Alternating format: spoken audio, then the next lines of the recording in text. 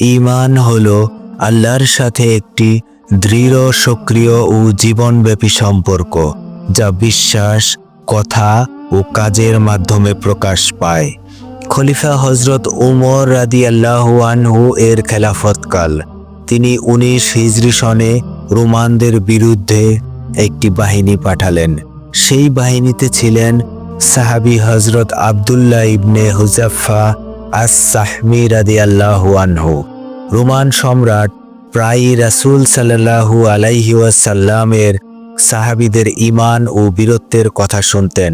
তাই তিনি নির্দেশ দিয়েছিলেন, কোনো মুসলমান সৈনিক জীবিত অবস্থায় বন্দী হলে যেন তার কাছে পাঠিয়ে দেওয়া হয়।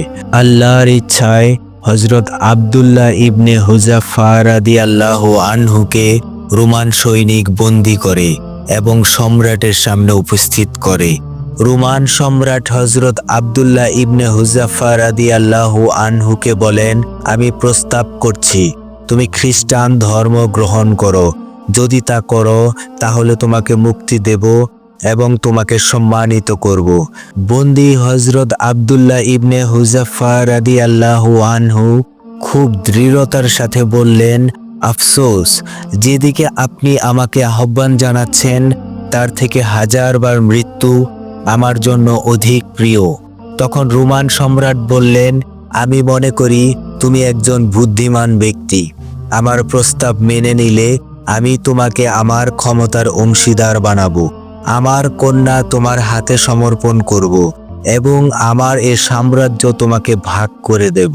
শিকল পরিহিত বন্দী হযরত আব্দুল্লাহ ইবনে হুযাফা রাদিয়াল্লাহু আনহু মৃদু হেসে বললেন, আল্লাহর কসম, আপনার গোটা সাম্রাজ্য এবং সেই সাথে আরবদের অধিকারে যা কিছু আছে সব যদি আমাকে দেওয়া হয় আর বিনিময়ে আমাকে বলা হয় এক পলকের জন্য মুহাম্মদ সাল্লাল্লাহু আলাইহি ওয়াসাল্লামের দিন পরিত্যাগ করো, আমি তা করব না। রোমান সম্রাট বললেন, তাহলে আমি তোমাকে হত্যা করব। হযরত আব্দুল্লাহ ইবনে হুযাফা রাদিয়াল্লাহু আনহু দৃঢ়তার সাথে বললেন, আপনার যা খুশি তাই করতে পারেন।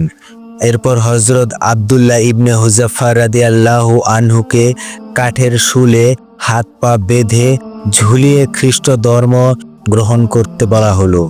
এত রাজি না হওয়ায় বিশাল এক কড়াই এনে তাতে তেল ফুটানো হলো। টকবগে সেই উত্তপ্ত তেলে ফেলা হলো একজন মুসলিম বন্দীকে। বন্দীকে ফেলানোর সাথে সাথে দেহের মাংসগুলো ছিন্ন ভিন্ন হয়ে হাড় পৃথক হয়ে গেল। সেটা দেখিয়ে এবার হযরত আব্দুল্লাহ ইবনে হুযাফা রাদিয়াল্লাহু আনহুকে আবারও খ্রিস্টান ধর্ম গ্রহণের আহ্বান জানানো হলো। এবারও তিনি দৃঢ়ভাবে তা প্রত্যাখ্যান করেন। সম্রাটের নির্দেশে তাকে উত্তপ্ত কড়াইয়ের নিকট আনা হয়। এতে হযরত আব্দুল্লাহ ইবনে হুযাফা রাদিয়াল্লাহু আনহু এর চোখের পানি চলে আসে। এতে তার মন পরিবর্তন হয়েছে মনে করে সম্রাট তাকে আবারও খ্রিস্ট ধর্ম গ্রহণ করতে বললেন, কিন্তু তিনি তা আবারও প্রত্যাখ্যান করেন।